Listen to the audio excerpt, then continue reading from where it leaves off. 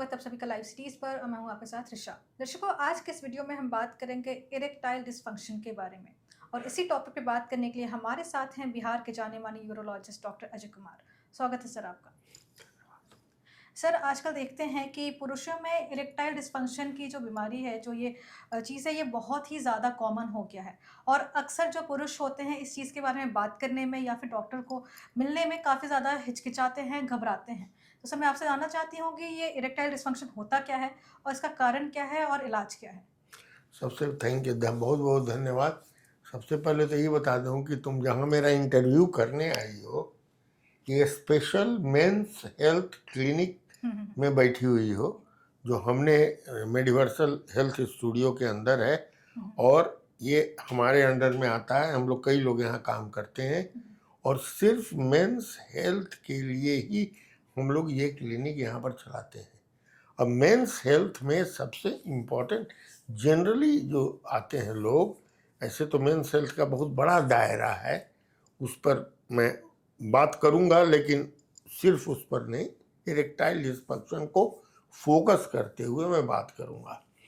तो हम लोग इस क्लिनिक में इरेक्टाइल डिसफंक्शन के मैनेजमेंट करते हैं। मैनेजमेंट का मतलब है मरीज का पूरा हम लोग उसका हिस्ट्री लेते हैं। काफ़ी मोटा हमारा ये है, हर तरह की बातें पूछते हैं और एग्जामिनेशन करते हैं, इन्वेस्टिगेशन करते हैं और जो इलाज संभव है वो इलाज यहाँ पर करते हैं। अपने से करते हैं या कभी कभी साइकेट्रिक हेल्प लेने की ज़रूरत पड़ती है या कार्डियोलॉजिस्ट की हेल्प लेने की ज़रूरत पड़ती है या अन्य लोगों को, तो सब हम लोग एक ही जगह में हम लोग मिलके करते हैं इरेक्टाइल। और ये बात तुमने एकदम सही बताया कि लोग शर्माते हैं, और शर्माते जैसे कि जिसको मेंटल प्रॉब्लम है ना, वो साइकाट्रिस्ट के नाम से लजाएगा। अरे वो तब क्या करेगा, वो गलत लोगों के पास चला जाएगा। कभी कौन बाबा फूंक दिए, कोई वो पानी दे दिया इसका, कोनो कुछ खिलाना शुरू कर दिया, गली गली जगह जगह लोग भ्रमित करने के लिए वो थोड़ा माने मानसिक प्रॉब्लम है, उसको और बुरी तरह बर्बाद कर देते हैं लोग। ठीक उसी तरह से इरेक्टाइल डिसफंक्शन है। यंग लड़कों को भी लगता है, मैंने यंग लड़के हैं, अब बता दें छोटी सी चीज़, वो मास्टरबेशन करते हैं। अब वो मास्टरबेशन में लोग ऐसे भ्रांतियां उनमें पैदा कर देते हैं कि वो तो तू गेला मास्टरबेशन करा, तू गेला थोड़ा नाइट फॉल हो, तू गेला तो हर देख माथा कमजोर हो गया, तो देह गल गलवा, ऐसा डरा देते हैं।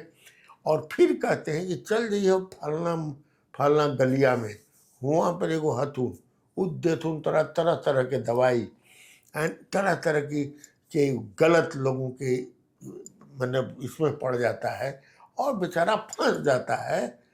हम लोग यहाँ आ ही नहीं पाता है। जब हमारे पास आता है तो हम यही बात बोलते हैं कि अरे यार, मास्टरबेशन तो फिजियोलॉजिकल फिनोमिनन है, इसमें गड़बड़ क्या है? अरे आंसू है तो निकलवे करेगा, नेटा है तो निकलवे करेगा, तूक है तो निकलवे करेगा। उसी तरह से ये नेचुरल फिनोमिना है कि आदमी को क्या कहते हैं, सेमिनल फ्लूइड बनता है, तो सेमिनल फ्लूइड को तो निकलना ही ना है, तो कई तरह से निकलेगा। या तो नाइट फॉल में निकल जाता है, सोए हुए हैं, स्वप्न देख रहे हैं, स्वप्न दोष में वो निकल गया। एक्साइटेड आप किसी तरह से हो गए तो फिर वो निकल गया, और नहीं तो फिर आपकी इच्छा होती है, लगता है कि नहीं नहीं इसको निकाल देना है, तो मास्टरबेशन करके निकाल देते हैं। ये तो नेचुरल चीज़ है। यदि सेमिनल फ्लूइड के बहाव के चलते आदमी को कमज़ोर होना होता या दिमाग कमज़ोर होना होता, तो जितना पहलवान, जितना बड़े बड़े खिलाड़ी, बड़े बड़े वैज्ञानिक, बड़े बड़े डॉक्टर सब शादीशुदा हैं, तो उसका प्रभाव तो दूसरा होता है, बने वो उसमें भी तो सेमिनल फ्लूइड निकलता है, तो कहाँ कमज़ोर हो जाता है। तो ये सब चीज़ समझाने की ज़रूरत पड़ती है यंग लोगों को जब हम लोग के पास आते हैं, लेकिन तब तक काफ़ी देर हो जाता है। हम लोग को साइकाट्रिस्ट की मदद लेनी पड़ती है, उनको मदद करने के लिए कि देखिए साहब, उनका थोड़ा वो मानसिक इलाज भी कराना पड़ता है, तब ये ठीक होता है। अब आ जाओ तुम प्रौढ़ लोग भी जल्दी नहीं आते हैं इरेक्टाइल डिसफंक्शन। 40-50 के ऊपर हुए तो सोचने लगता है नेचुरल टाइप का है। यदि उनकी वाइफ भी यदि सबमिसिव है तब तो और वो लोग दोनों आदमी मिलकर सोच लेते हैं चलो भाई यार, तब तक मान लिया 50 बरस के हुए तो लड़का लड़की का शादी हो गया, नहीं अब हो गई, काम खत्म है। लेकिन जैसे जैसे मॉडर्नाइजेशन आ रहा है, जैसे जैसे हम लोगों को जिसको कहते हैं अन्य सभ्यताओं का भी प्रभाव पड़ रहा है और हम ज़्यादा खुल रहे हैं सेक्स के बारे में, तब हमारे यहाँ लोग आते हैं प्रौढ़ लोग। अब प्रौढ़ लोग जब आएंगे तो कहेंगे कि हमको आजकल सेक्सुअल वीकनेस हो गया है। पहले तो बोलना शुरू करेंगे, बाएं दाएं कुछ करेंगे, फिर ऑन द पॉइंट हम तुरंत समझ जाते हैं कि इनको है इरेक्टाइल डिसफंक्शन, इसीलिए। लेकिन बात कर रहे हैं कि तनी पेशाब जलता है तो कभी रात, तो लोगों को हटा देते हैं तो खुल के बात करते हैं, फिर बताते हैं कि साहब हमको डॉक्टर साहब। तो उसमें हम लोग को देखना पड़ता है 2-3 चीज़ें, उनका बैकग्राउंड, या तो डायबिटिक तो नहीं है, डायबिटिक को इरेक्टाइल डिसफंक्शन बहुत सीरियस, इनको हार्ट की बीमारी तो नहीं है, ये अल्कोहल तो नहीं लेते हैं। अल्कोहल लेने वाले की समस्या क्या है कि alcohol increases the desire but takes away the performance. तो अल्कोहल तो नहीं लेते हैं, बाकी कोई नशीली दवा तो नहीं खाते हैं, कोई इस तरह की दवा तो नहीं खाते हैं जिससे कि यंग लोगों में भी चाहिए, जिसमें कि जो चाहते हैं कि हम सेक्स के अपने इसको और ज़्यादा बढ़ा दें, उसके चलते वो कहीं कहीं गलियों में और इधर उधर जाके अजीब तरह की दवाएं लेते हैं जो कि सेक्स के इच्छा को बढ़ाना या ऐसे करना होता है। तो ये सारी चीज़ पूछने के बाद हम लोग जब पेशेंट को फिर एग्ज़ामिन करते हैं, एग्ज़ामिन करने पर बहुत सी चीज़ें मालूम होती हैं कि साहब इनका अनमास्क हो जाता है डायबिटीज़ उनको पता नहीं कि उनको डायबिटीज़ हो गया है उनको, तो बहुत सी बीमारियां अनमास्क हो जाती हैं, तब हम लोगों को पता लगता है कि हाँ इनको इरेक्टाइल डिसफंक्शन है। अब इरेक्टाइल डिसफंक्शन में क्या जानना होता है ये भी बता दूँ। बहुत लोग कहेंगे सबसे कई चीज़ें होते हैं, लिबिडो होती है, मतलब इच्छा होना सेक्सुअल करने का, इरेक्शन होता है, उसके बाद पेनिट्रेशन होता है सेक्स के समय, और उसके बाद इजाकुलेशन होता है, फिर फ्रीक्वेंसी कितनी बार है ये होता है। अब बहुत लोग कहेगा डॉक्टर साहब इसमें नहीं होता है। अब देखिए उसका कारण दूसरा हो गया, इच्छा ही नहीं होती है। अब इतने कम समय में नहीं बता सकते, इच्छा ही नहीं जागृत होती है, और फिर उसका इलाज भी अलग है। दूसरी तरफ कहेंगे कि इच्छा तो होती है, इरेक्शन पूरा नहीं होता है। देखो ये फ्लैसिड ये है टेस्टिस है, ये पेनिस है, और ये इरेक्ट पेनिस है, और ये ब्लड सप्लाई है कि समझ लो ब्लड सप्लाई का जाल रहता है पेनिस के अंदर पूरा। ये लाल वाला है आर्टरी का सप्लाई है, और ये वाला वेन का ड्रेनेज है यहाँ से।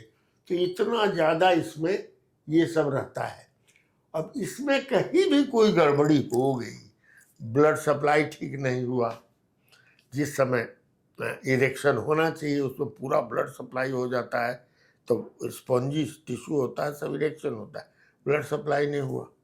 यदि ब्लड सप्लाई जा भी रहा है तो बड़ी तेजी से जो ड्रेन करने वाला वेन है उसको ले जा रहा है, और कई कारण है कि इरेक्शन नहीं होता है, तो उसका हम लोग पता लगाते हैं। अब इरेक्शन कहते हैं कि साथ इरेक्शन भी होता है, लेकिन हमारा शीघ्र पतन हो जाता है। हम मतलब सेक्सुअल इंटरकोर्स करने के पहले ही हमारा जो है सो इजाकुलेशन हो जाता है, या करते ही, and wife is very upset with it. उसके चलते बहुत बार मेंटल डिसहार्मोनी, मैंने मैरिटल डिसहार्मोनी हो जाता है। तो ऐसी स्थिति में फिर उसका इलाज अलग है, उसके लिए इलाज हम लोग करते हैं ताकि ये सस्टेन्ड इनका इरेक्शन हो, प्रॉपर इजाकुलेशन मैंने पेनिट्रेशन हो, और प्रॉपर इनका इजाकुलेशन हो। तो ये सारी चीज़ें हैं, और बहुत सी बातें हैं। आदमी अचानक मालूम हुआ कि यंग आदमी है, बिजनेस फेल कर गया, अब नौकरी चली गई, इस तरह की चिंताएं बहुत सी हो गई। पत्नी से झंझट हो गया, रोज दारू पी के आता है, सिगरेट ज्यादा पीता है, ये करता है, अब दिन रात। अब ऐसे जब तक पारिवारिक सुख नहीं रहेगा, शांति नहीं रहेगी, तब तक सेक्सुअल इंटरकोर्स नहीं हो सकता। सेक्सुअल इंटरकोर्स सिर्फ दो मतलब पुरुष और महिलाओं का सिर्फ पिनिट्रेशन, इजाकुलेशन नहीं है, ये बहुत ही important part of couples life है, जिसमें जरा सा भी डिसहार्मोनी होने पर पूरा मैरिज डिसहार्मोनी, फैमिली डिसहार्मोनी सब होता है। और ऐसे लोगों को हमेशा कोई स्पेशलिस्ट से मिलके और ऐसी जगह जाना चाहिए, लोग समय दें, उनकी बात समझें। हम तो कपल को बुलाते हैं,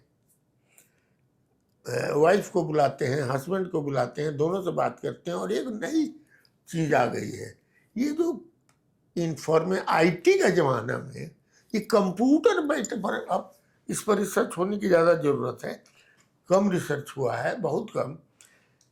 कंप्यूटर पर जो दिन रात लड़का लड़की बैठा रहता है, इससे सेक्स कामेच्छा एकदम कम हो जाती है। कितने मैरिजेस यंग कपल आ जाते हैं हमारे पास कि अभी 2 महीना पहले शादी हुआ, और डॉक्टर साहब हम क्या करें? वाइफ कहती है कि इनकी मतलब इनसे he is not interested in sex, wife is interested, he is not interested in sex. अब ये सब बहुत कॉम्प्लिकेटेड प्रॉब्लम्स है, और इसके लिए मेरा एक ही कहना है अंत में, क्योंकि इतने छोटे इंटरव्यू में इतनी लंबी बातें नहीं कर सकता मैं। हर एज के लोगों को यदि इरेक्टाइल डिस्फंक्शन है तो वो खुल के कहना चाहिए और स्पेशलिस्ट के पास जाना चाहिए इसको डिस्कस करने के लिए, जो उनको समय दे सके, और एक ग्रुप ऑफ स्पेशलिस्ट हो जो उनकी बात को समझ के उनका इलाज कर सके, मतलब उनका कपल का इलाज कर सके। ये बहुत आवश्यक है। सर, अगर इरेक्टाइल डिसफंक्शन के बारे में बात करें तो बहुत ही कॉमन इसका जो कारण देखा जाता है वो है कि सेक्स ड्राइव कम होता है, या फिर अगर सेक्स करने की इच्छा हो रही है तो पुरुष जो है इरेक्शन मेंटेन नहीं कर पा रहे। तो सर, मैं आपसे जानना चाहती हूँ कि सर इसका अगर कुछ इलाज है तो वो बता दे, साथ ही ये बता दे कि कुछ ऐसे लाइफस्टाइल चेंजेस हैं जो पुरुषों को करना चाहिए चीज़ ना हो। यही तो तुमको अभी हम बता रहे थे कि इच्छा, लिबिडो, हम्म, इच्छा नहीं, तो इच्छा नहीं होने का अभी मैंने बताया कि साहब, एक तो सबसे पहले यहां से शुरू करो, दिमाग एकदम टेंशन में, या तो नौकरी नहीं है, या नौकरी लगी भी है तो बहुत ज़्यादा टेंशन है।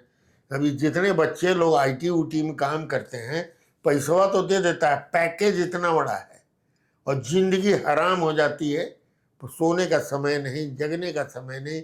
उसमें भी आजकल क्या होता है, ऑनलाइन। अब रात भर जो है तो खटवाता है ऑनलाइन, अमेरिका की कंपनी है, रात भर जगाए रहती है। अब वो क्या उसकी सेक्स की इच्छा होगी, और he will not be able to perform, तो माइंड ये हो गया। दूसरा, वो व्यक्ति यदि अल्कोहल लेता है तो जैसा मैंने बताया कि it improves the desire but takes away the performance, perform कर ही नहीं सकता है। अब उसके चलते क्या करेगा, यदि मानसिक रूप से टेंस है और सोचता है अल्कोहल लेंगे तो कुछ होगा, नहीं हो पाता है, तब वो हार्ड ड्रग्स लेना शुरू करता है, और वो हार्ड ड्रग्स और उसके परफॉर्मेंस को कम कर देता है।